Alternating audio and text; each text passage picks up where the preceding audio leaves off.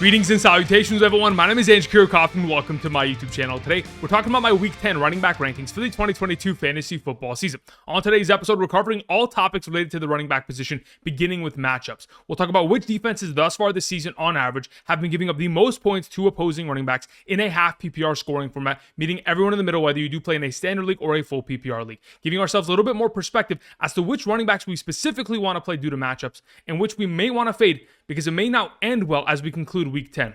After we talk about matchups and give you guys that visual statistics on screen, I'll of course transition to our top 36 running back rankings for Week 10, as we'll go ahead and talk about every single one of these players individually, as I'll share with you guys my opinions and the statistics that justify the reasons as to how I see them ranking at the end of Week 10. Before we get into that, of course, if you have not yet already and you're trying to find daily fantasy football content from my direction to yours, of course, be sure to subscribe. We are on our way to 80,000 subscribers, and we're making daily fantasy content not only to help you win your Week 10 matchups, but of course, help you win a 2022 fantasy football championship. So do me a favor, do yourself a favor, and subscribe. Also, if you guys haven't checked out Prize Picks, we're going to be mentioning them multiple times in today's episode in regards to potential entries you can be making in terms of rushing statistics for running backs. You can go ahead and check out the link down in the description. And when you sign up today using promo code Andrew and make a first-time deposit, you'll be given a first-time deposit match up to $100. So check that out down in the description. Thank you very much. Now, with all that covered, let's go ahead and begin by talking about matchups at the running back position. As you can see immediately to the right of me, we have how many points defenses have allowed to opposing running backs in all statistics combined, whether it's rushing yards, rushing touchdowns, receptions, receiving yards, in a half PPR scoring format. The Houston Texans, Los Angeles Chargers, and Carolina Panthers have been giving up the most points. And of course, the Carolina Panthers made a huge jump into this category, mainly because of the singular efforts of one Joe Mixon. Outside of those, 5 touchdowns that he scored, the Carolina Panthers were a relatively stable defense in terms of stopping the run. But teams like the Houston Texans, Chargers, Bears, Browns, Detroit Lions, who have been in this category for the entirety of the year, those are typically the defenses we want to continue to go after on a weekly basis. But hey, why not go ahead and take on the Carolina Panthers, as Cordarrelle Patterson, Tyler Allgeier will have a great opportunity in this short week on Thursday night against that defense that definitely did struggle in terms of stopping the run. Outside of that, what I typically try to show you guys is these broad spectrum of statistics, but we also want to isolate rushing statistics alone, because the data over the years has represented the fact that receiving statistics do not matter in regards to matchups. It's only a matter of whether or not a quarterback and or the offensive scheme wants to incorporate a running back in the receiving game in which they have value rather than matchups. So when we're isolating rushing statistics, because that is where matchups are purely dictated, we find that the Houston Texans, Los Angeles Chargers, Detroit Lions, Cleveland Browns, like I was mentioning, the Bears, they continue to be at the top of this list in terms of giving up the most points to opposing running backs when we talk about fantasy points scored via rushing yards and rushing touchdowns. So no PPR, no half PPR, does not matter. It's all about rushing statistics. And we find that these are the teams that continue to be the worst at the position. Now, on the opposite end of this spectrum, of course, the Tennessee Titans have been one of the best teams and is quite honestly the only one-star matchup that we're going to have all day long. But you can go ahead and pause this, and we'll then transition to talking about our top 36 running back rankings. And what I mean by a one-star matchup is for every single player, we designate a 1 to 5-star matchup in order to give you guys a little bit more of an insight as to what we're expecting to see. A 5-star matchup being the best possible matchup within the given week, of course, taking on the Los Angeles Chargers. We have Christian McCaffrey. And if anybody's taking on the Tennessee Titans this week, which would be the Denver Broncos running backs, that's considered a 1-star matchup, because really it is not going to be a fun time for them in terms of gaining yardage and scoring fantasy points, as the Tennessee Titans have pretty much allowed less than 4 yards per carry all season long. And on top of it, have only allowed 1 rushing touchdown. Not a fun matchup. But either way, let's talk about our top 36 running back rankings going into Week 10. Beginning with our number 1, Christian McCaffrey, who is coming off of an incredible performance, but that was back in Week 8. In Week 9, they had a bye week, and in Week 10, they're going to come back fresh and absolutely dominate against this Los Angeles Chargers defense. Of course, we just saw Tyler Allgeier go for 10 carries, 99 yards against this defense. We just saw Cordarrelle Patterson have 2 rushing touchdowns. Could have had a third if that one wasn't called back. An incredible performance from the running game of the Atlanta Falcons against this defense that, quite frankly, has not been able to stop the run all season long. Their defense has allowed an average of 6.03 yards per carry thus far this season by running backs. Honestly, it is not a good look for the Chargers defense, and this is only going to help Christian McCaffrey managers. The last time we saw McCaffrey, he had 27 total touches in that game against the LA Rams. He had only had 27 total touches in one game with the Carolina Panthers earlier this season. The fact that the San Francisco 49ers are so willing to get him incorporated, not only on the ground with 18 carries, but 8 receptions on 9 targets through the air. I went ahead and did a little bit of research. The last time that a San Francisco running back under the tutelage of Kyle Shanahan had been given 8 receptions in a game was back December 2nd, 2018. It was, in fact, Jeff Wilson Jr. having 9 targets, 8 catches from Nick Mullins, who was the quarterback at the time. It's been quite some time, and hopefully we'll continue to see consistent play from McCaffrey through the air, which is only going to help his baseline of production. Moving on to Saquon Barkley, the thumbnail for today's video. Saquon Barkley takes on the Houston Texans. It's one of the easiest matchups that you can possibly ask for. I mean, when you look across the board in terms of performances that have been put up against the Houston Texans as of late, Philadelphia coming off of a week of 120 rushing yards, 2 rushing touchdowns from their running backs. Of course, we saw Derrick Henry and Darrell Henderson combined for 302 rushing yards, 2 rushing touchdowns. Of course, the week prior to that, Las Vegas running back Josh Jacobs, 145 and 3 touchdowns. There have been incredible performances across the board from running backs against this team. So why not go ahead, fire up Saquon Barkley, and via Prize Picks, his current number going into this weekend is 90.5 rushing yards. I think that is a very achievable number, especially considering the fact that the Houston Texans, on average this season, have been allowing 154 rushing yards per game and 1.5 rushing touchdowns per game to opposing running backs. That's number 1 in both categories. Absolutely a matchup we have to take advantage of. And coming off the bye week, hopefully the New York Giants will have Evan Neal back, their rookie right tackle who's been playing incredibly. The last time we saw Barkley, Evan Neal wasn't active, and that's why he struggled in the running game against the Seattle Seahawks. Moving on, let's talk about Austin Ekeler. Even though Austin Ekeler has one of the tougher matchups going into the week against the San Francisco 49ers, who are allowing less than 10 fantasy points per game in terms of rushing yards on a weekly basis, I still think that Austin Ekeler's receiving game and his touchdown upside really separates him from the pack. Ultimately, when we talk about what exactly we've seen from the San Francisco 49ers in terms of allowing rushing statistics, the best running back performance in terms of rushing yards this year has been from Caleb Huntley, and it's been a total of 59 rushing yards in a singular game. Luckily, Ekeler is going to get himself touchdowns and receiving work, having averaged 7.5 receptions and 48 receiving yards per game this season. On top of it, having scored 10 touchdowns in the last 5 games, 6 on the ground and 4 through the air. That's the Austin Ekeler that we know and love back from 2021, of course, producing at even higher rates in terms of touchdowns per game and, of course, receptions per game, which is only going to lift his overall upside.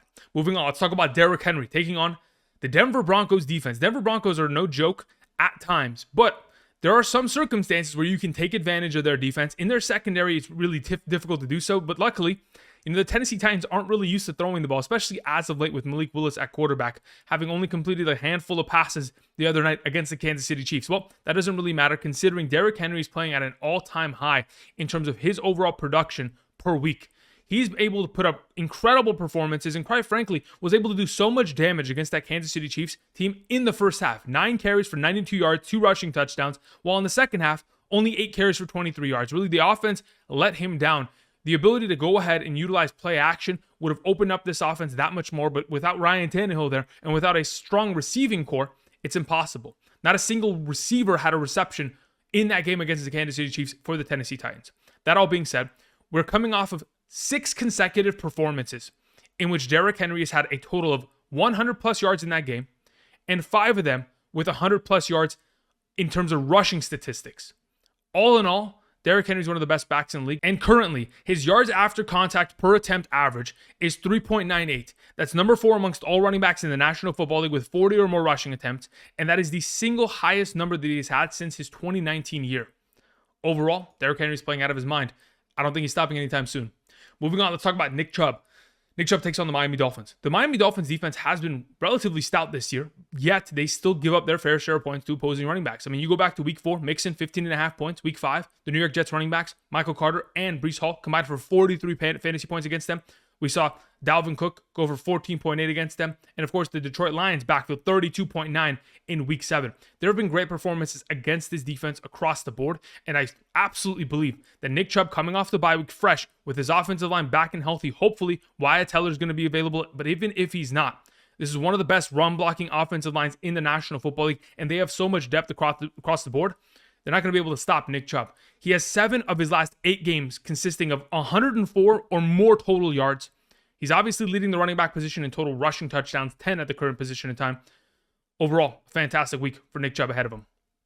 Moving on to Travis Etienne. I thought about having Travis Etienne as my number 4 running back this week, but I just couldn't do it. I do believe he's going to have himself a fantastic week, mainly because this team is committed to running the ball. We have seen in the last 3 weeks gradual increases in rushing attempts, 14, 24, 28, and 3 consecutive weeks of 100 plus rushing yards. Overall, The fact that he's able to get himself 28 rushing attempts at his stature is ridiculous. Currently, they take on the Kansas City Chiefs this week, coming off of a week in which, of course, Travis Etienne had career high in rushing attempts, rushing touchdowns, fantasy points. When we are on that trend and we're taking on a defense like the Kansas City Chiefs, which honestly is a relatively advantageous matchup, especially considering what we have seen running backs do against them, whether it was Josh Jacobs, whether it was Derrick Henry.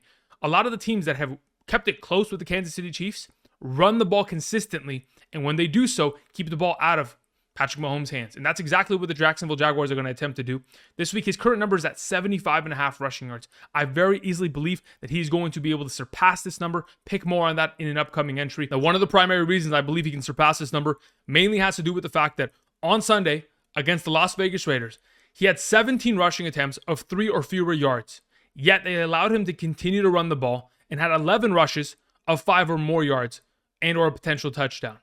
When we're talking about his overall potential, if this team continues to carry the ball in his direction and allows him to, even in those, inconsistent plays where he's getting 0, negative yards, 1 to 2 yards per play, but they continue to go back to him, that'll eventually lead to those breakout runs that we continue to see from Travis Etienne. Moving on, let's talk about Kenneth Walker. Kenneth Walker takes on the Tampa Bay Buccaneers, and though in seasons past that would be a little bit difficult, as of late, we saw Foreman and Hubbard combined for 181 and a touchdown against them. The Ravens' backfield, 155 rushing yards against them, while Kenyon Drake had a receiving touchdown on the goal line. And of course, most recently, Darrell Henderson this last week, 12 carries, 56 yards. And even though it wasn't the most incredible performance, when we talk about the LA Rams rushing attack, that is a significant performance in comparison to what we've seen over the last month here. So Kenneth Walker being one of the best running backs in the National Football League and absolutely tearing apart the league since taking the starting job. I mean, in the last 5 games, he has 7 rushing touchdowns. And not only that, from weeks 6 through 9, he's been the number 5 overall running back, averaging 21.2 half PPR fantasy points per game. Via PrizePicks, his current number is 78.5 rushing yards. Even though in the back of my mind, I always, will correlate the Tampa Bay Buccaneers with a great run-stopping defense, it really doesn't exist nowadays, and I absolutely believe Kenneth Walker is going to be able to run through that defense, considering the blocking that we see up front on a weekly basis from the Seattle Seahawks. Moving on, let's talk about Alvin Kamara. Even though Alvin Kamara didn't have a great performance, I want to point some things out. He still managed to play 91.84%, pretty much 92% of the offensive snaps, yet he had all-time season low opportunity. He had 9 rushing attempts and 4 targets. Both those numbers are tied with his week 1 production of 9 rushing attempts and 4 targets. And in that week, he was injured. He had his rib cartilage injury and wasn't able to get a full reign of opportunity. The fact of the matter is, if Alvin Kamara is going to be ignored in this offense, then we really can't trust them. But I don't think this is going to be a weekly thing. I really truly believe that the offense just could not function to a high enough standard to get him involved on the ground or through the air enough. Now, through the air, really, there should be no excuse. He's one of the best receiving backs, if not best receivers in the league, when we're talking about getting him the ball and making plays after the catch. But as of right now, we're in a position where, in my mind, I'm thinking Alvin Kamara will be able to get right against the Pittsburgh Steelers, considering they've allowed a touchdown to a running back every week since week 2. Should be a pretty good week for Alvin Kamara. Moving on to Dameon Pierce. Dameon Pierce continues to be one of the most unbelievably impactful running backs in fantasy football. Coming out of pretty much nowhere, where he wasn't utilized much in college.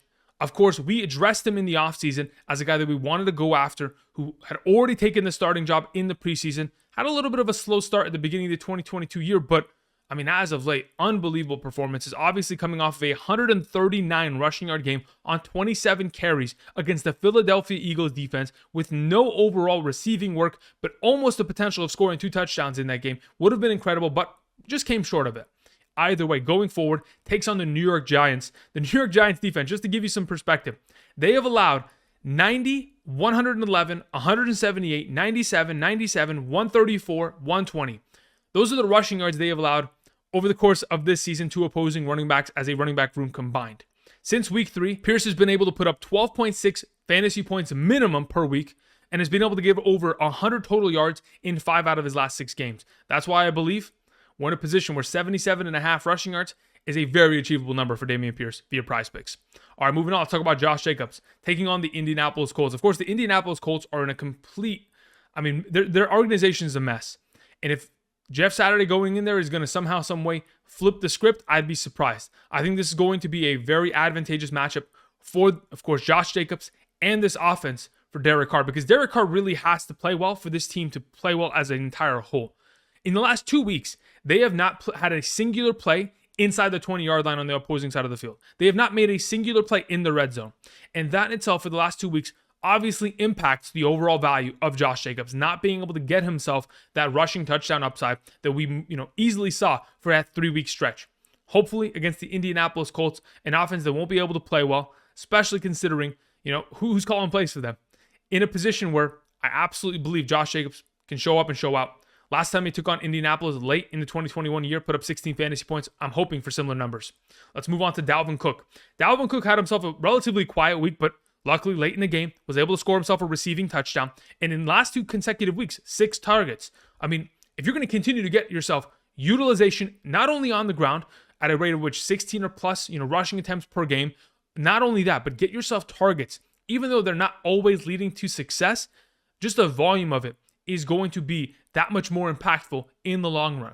Now, the Buffalo Bills over the last couple weeks really have been one of the better run-stopping defenses, but they've been cut up. I mean, a couple weeks ago, they were averaging only 3 yards per carry on average to opposing running backs. That's all they were allowing. Now, they're allowing 4.1 yards per carry, which is ranked 23rd. From going from the best team in the league in terms of that category to, almost middle of the pack, that is tough considering we've seen Green Bay go for 197 rushing yards against them. And of course, the New York Jets this last week, 141 and a touchdown on the ground from Carter and Robinson. The number one way to beat the Buffalo Bills is, of course, running the ball, keeping the ball out of Josh Allen's hands. And I absolutely believe we're going to be in a position this week where we get Dalvin Cook running the ball at a consistent rate and, of course, potentially finding the end zone. Let's move on to Cordarrelle Patterson to close out our RB1 conversation. Cordarrelle Patterson has the privilege of taking on the Carolina Panthers on Thursday Night Football. It is a short week, but from what we were able to see from Cordarrelle Patterson, his utilization, the fact that he is the goal line back of this team and is running people over, the fact that he had a 3rd rushing touchdown, a 38-yard run down the sideline, but it was called back due to holding, the potential in which he could have had himself 25 fantasy points just in week 1 of coming back from the injured reserve is unbelievable. I think he's going to be in a position where, yes, he's continuing to split snaps and or touches with Tyler Allgeier, who came off of a week of 10 attempts for 99 yards and had himself a reception for 24 yards. But the last time we saw this backfield, Allgeier and Huntley take on the Carolina Panthers, they combined for 130 rushing yards on 30 attempts. They're going to be running the ball consistently against Carolina. And of course, we just saw Samaje Perine and one Joe Money Mixon combined for 28 carries, 204 yards, and 4 rushing touchdowns against this defense. I think we're in a fantastic position to see Cordarrelle Patterson expand upon that overall opportunity, get himself more work and more fantasy production. Let's move on to Tony Pollard on number 13. This may be a surprise, but I am fully in on the idea that Tony Pollard is going to be the guy. He is far too efficient to allow Ezekiel Elliott to come back into this lineup and take away all of the opportunity that he has earned via his contributions. 14 carries for 131 and 3 rushing touchdowns the last time we saw him against the Chicago Bears is not a number that we can just look past. We really can't. I don't care what Jerry Jones says. If they want to win games, they have to give the ball to Tony Pollard more often. And quite frankly, I expect them to do so, especially against the Green Bay Packers, who have given up, 100 plus rushing yards to opposing running backs in 4 consecutive weeks. At this current position where we have Tony Pollard playing as well as he is, currently the number 1 running back in yards after contact per attempt, 5.02 per attempt. I mean, it's an unbelievable number that I can't even wrap my head around. But hopefully, the Dallas Cowboys will put themselves in a position to win this week in Green Bay by running the ball and dictating the game the way they need to. All right, moving on. Let's talk about Miles Sanders at number 14. Miles Sanders, of course, 1 year ago, couldn't sniff the end zone. And now he's coming off of 3 consecutive weeks of 70 rushing yards and a rushing touchdown. We love to see that. Of course, this was some of the expectation that we had in the offseason, considering you're talking about a running back that is being given ample opportunity behind a fantastic offensive line and has a quarterback with rushing upside, which will always keep the backside defensive end on these read option plays honest. He has to go ahead and stay put, because if Jalen Hurts keeps the ball, they're in a little bit of trouble. Either way, when we're looking at the production which we've seen from Miles Sanders, now he takes on the Washington Commanders. The Commanders have a pretty good defensive line. But I think when we're talking about this matchup, defensive line versus offensive line, it's one of the best going into this week, and I'm expecting Miles Sanders to be able to run the ball consistently. Of course, being given an ample range of opportunity on a weekly basis. All of it leads to his potential success in Week 10. Moving on, let's talk about Jamaal Williams. Again, with DeAndre Swift continuing to be injured and not utilized at a maximum capacity, we now have Jamaal Williams taking on the Chicago Bears, which is one of the most advantageous matchups in the week. Now, last season, he had a privilege of taking on the Chicago Bears without DeAndre Swift in the lineup. He put up 10.8 fantasy points. What we're expecting this week is very similar numbers at his very base. But if he's able to fall into the end zone, because we do expect this team to be able to score against Chicago, well, of course, the best case scenario should be a 16-point game.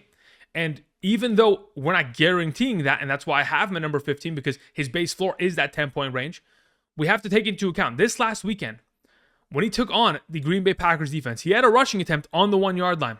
Unfortunately, got 0 yards from it and didn't score his touchdown. There were multiple opportunities for this offense to run the ball down within the 1-yard line, within the 5-yard line. They didn't continue to hand him the ball. And I'm hoping we'll go ahead, change that script up a little bit, pull together some plays here. We can find the end zone for Jamaal Williams. Considering DeAndre Swift only played 10 snaps on Sunday, I'm expecting him to once again be limited in Week 10.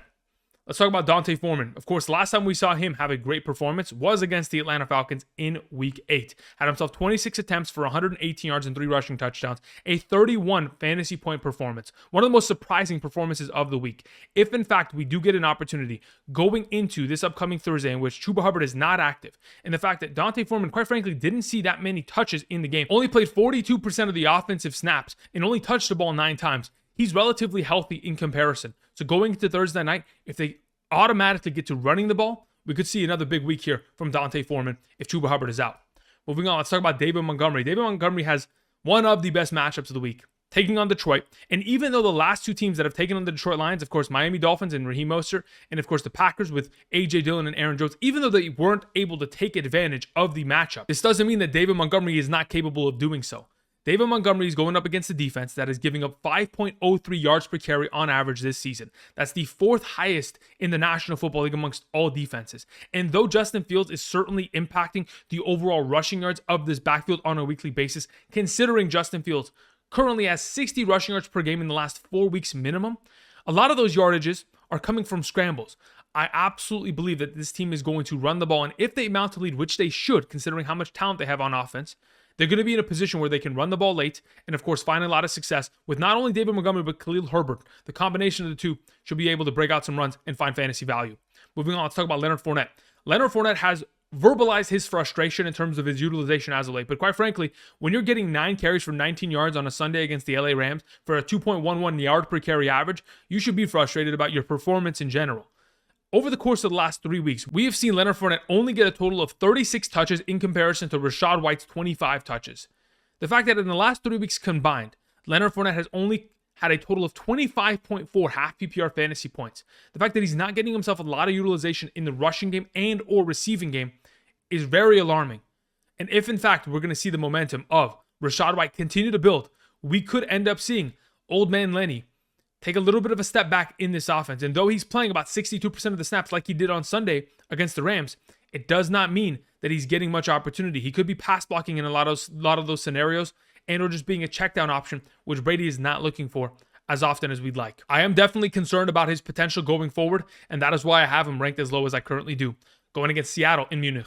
Moving on, let's talk about number 19 through 36, the running back position. Of course, we have them all on screen here, giving you guys a little bit of a representation as to how I think the running back position is going to kind of stand. Of course, a lot of you had voiced your opinions in regards to wanting to have these kind of rankings on screen every single week. So hopefully you guys appreciate me putting this up on screen. That all being said, do not forget, we have rankings that are subject to change. As the week progresses, injury news, whether that be offensive line, running back, defense, is going to be revealed to us. And as that information begins to build, the variables in terms of what these running backs have to face on a weekly basis obviously change their overall potential ranking in my eyes. Join us Sunday morning, 8 a.m. to 10 a.m. Pacific Standard Time. We have up-to-date rankings on screen for you guys to go ahead, set your lineups up, and be able to succeed in your Week 10 matchups. Thank you very much. And let's go ahead and move on. Begin by talking about our number 19, Jeff Wilson Jr.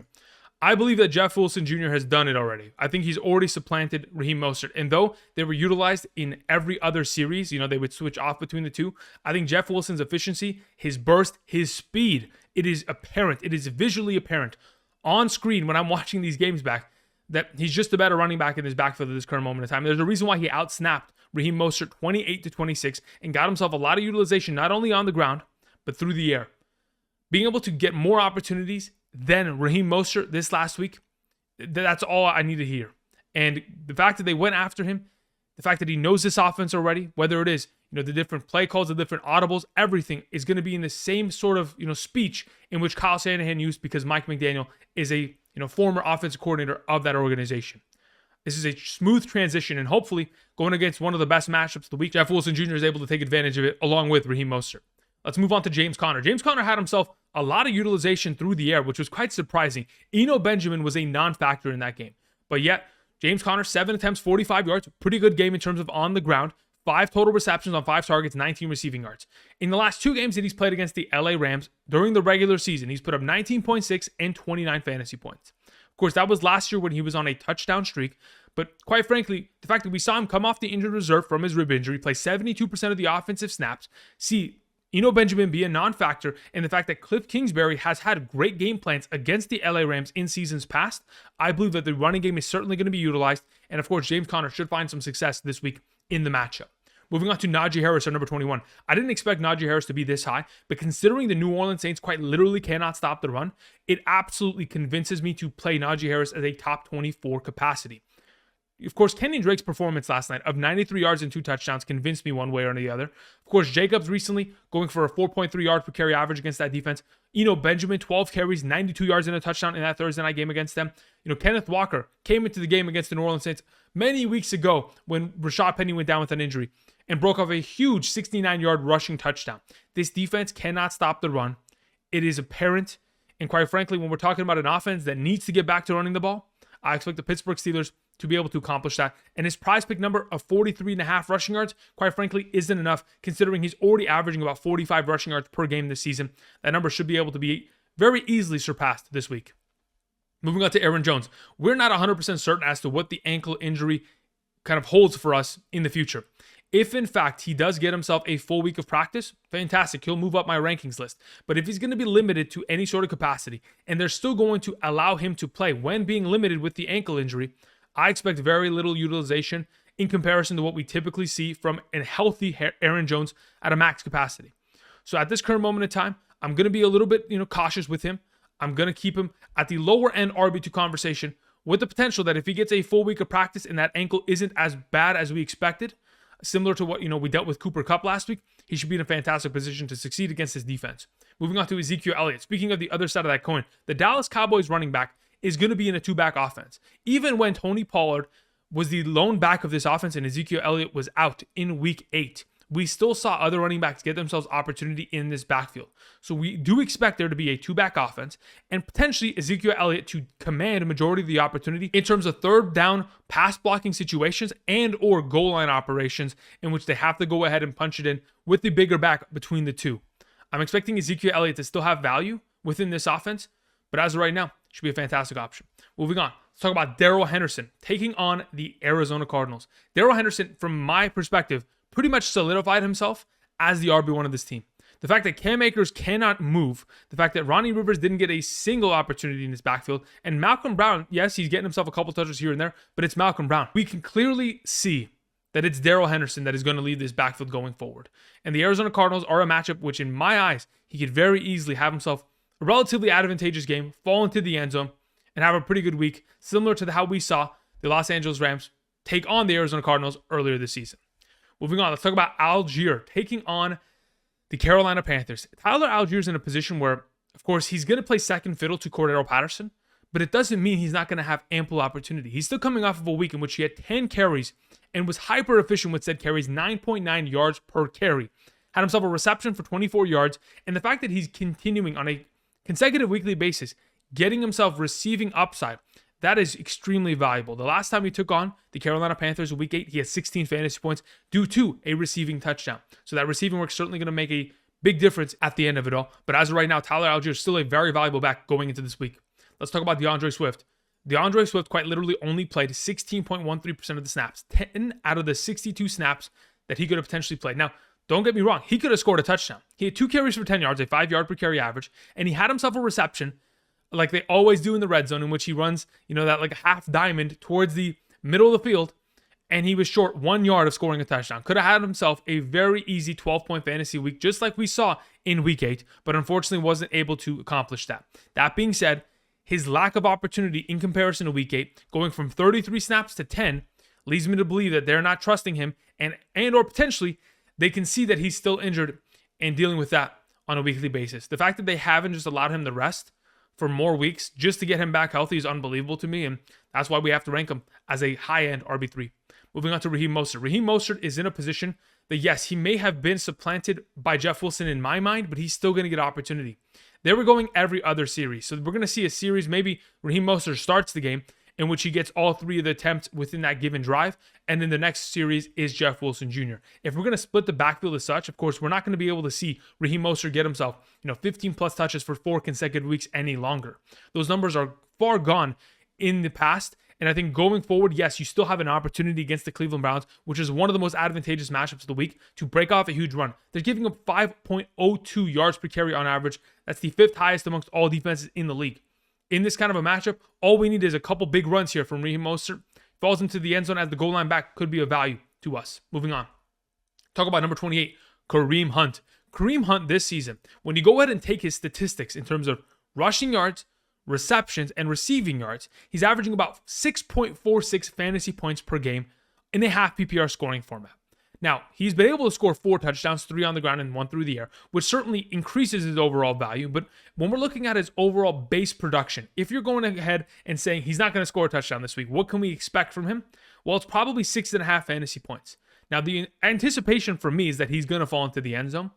But again, he's been able to do it 4 out of the 8 weeks. So it's a 50-50 shot of whether he's able to do so. I'm certainly expecting him to do so in week 10. Moving on, let's talk about our number 29, Antonio Gibson. The fact that Antonio Gibson only had 3 targets when J.D. McKissic was out is very surprising to me. But if J.D. McKissic is going to continue to miss more time, I do expect Antonio Gibson to continue to lead this backfield, having himself 11 rushing attempts, almost as much as Brian Robinson, who had 14 rushing attempts, but still in that conversation.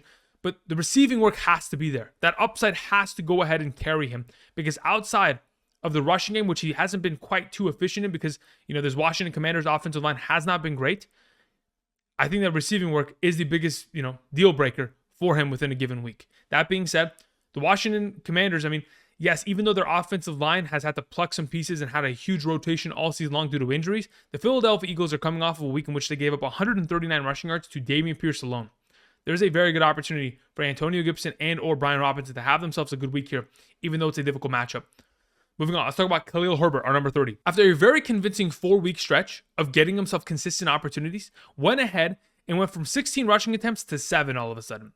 Only at 23 yards, a 3.29 yard per carry average, and 2.3 fantasy points. If we're not going to be able to see Khalil Herbert meet his overall potential of opportunities, then of course, he can't be started. But I'm expecting this team to mount a lead, and in the fourth quarter, utilize him and David Montgomery at a pretty equal rate in order to run through this Detroit Lions defense, which we should have seen Aaron Jones and A.J. Dillon both do the same. But again, that offense was far too dysfunctional to imagine that as their outcome in week 9. Nonetheless, Khalil Herbert should have himself a good week here. Moving on, Devin Singletary. Devin Singletary could end up getting himself more opportunity in the rushing game due to the fact that Josh Allen is, of course, dealing with an elbow injury. And if that elbow injury is going to slow him down, whether it's throwing the ball and or rushing the ball so he doesn't get hit there, that could be something that we could see in the coming weeks. Now, if we get into a conversation in which Josh Allen misses time and maybe doesn't play this week and Case Keenum has to be the starter, then by all means, we will certainly expect Devin Singletary to be that much more valuable within the given week with the goal line opportunity. But for as of right now, coming off of a week in which he only had 8 attempts for 24 yards, that is not enough, especially going up against a New York Jets defense, and certainly doesn't convince me when they have to play against Minnesota this week. Moving on, let's talk about Brian Robinson. We mentioned him a little bit ago when we were talking about Antonio Gibson. Brian Robinson continues to command the rushing attempts within this backfield, and quite frankly, he's probably the more efficient between the two, considering his running style. That all being mentioned, he is still getting himself a couple opportunities in the receiving game, but it's not enough in my eyes. If he can go ahead and continue the rookie trend that Dameon Pierce set last week of going for 27 rushing attempts and 139 rushing yards, I doubt Brian Robinson is given that much opportunity. But if in fact we can get ourselves into a position where the Washington Commanders can consistently run the ball, and specifically do that with Brian Robinson, we could very easily see a big performance here, because the Philadelphia Eagles all season long, even going back to week 1, have struggled in terms of stopping running backs. And that has been their biggest weakness. And the fact that Jordan Davis is now on the injury reserve and is going to miss time, that certainly opens up a hole in the middle of that defense, which could be taken advantage of by the Washington Commanders running attack. Moving on, let's talk about A.J. Dillon. If in fact we do not see Aaron Jones at a full capacity, A.J. Dillon will probably move up in my rankings. As of right now, this is under the assumption that we get probably 75% of the normal work that Aaron Jones gets on a weekly basis. Therefore, A.J. Dillon is then rankable. But if in fact Aaron Jones is out going into this upcoming weekend's contest, I believe that A.J. Dillon is easily a top 12 running back prospect going into the week. So we'll keep an eye on that as the week progresses as of right now. Moving on, let's talk about Rachaad White. The momentum is certainly building within this backfield to give Rachaad White more opportunities. He has had 25 touches in comparison to Leonard Fournette's 36 in the last 3 weeks alone. With that kind of opportunity continuing to build and the effectiveness leaning in the direction of Rachaad White in terms of the rushing game, I expect him to get more rushing attempts as the season goes on. And taking on the Seattle Seahawks, which is one of the better matchups at the position, I honestly think that Rachaad White could end up proving himself as a stable running back option on a downly basis. Moving on, let's talk about Latavius Murray. The first one-star matchup we've talked about in quite some time. The Tennessee Titans certainly have deserved it. You know what Mike Vrabel does there with his defense, their ability to stop the run on a consistent basis is unbelievable. They are not allowing anything on a weekly basis. And if you're going to start anybody out of this backfield, it has to be Latavius Murray, under the assumption that we get Latavius Murray on the goal line, who has had 2 out of the last 3 rushing touchdowns for this backfield. One, of course, going to Melvin Gordon when they played against Jacksonville in London. Other than that, of course, we're going to expect to hopefully see Latavius Murray get himself a couple carries here and there. 3 yards in a cloud of smoke or a cloud of dust, either one. That's pretty much what we expect to see from him. Hopefully 40 yards, a touchdown, could save his week. Moving on to the final option that we wanted to mention, it is Clyde Edwards-Helaire. Clyde Edwards-Helaire cannot be trusted. I'm only mentioning him here just to kind of, dispel a couple of the thoughts that you guys may have in the comment section, but you can let me know down in the comment section either way.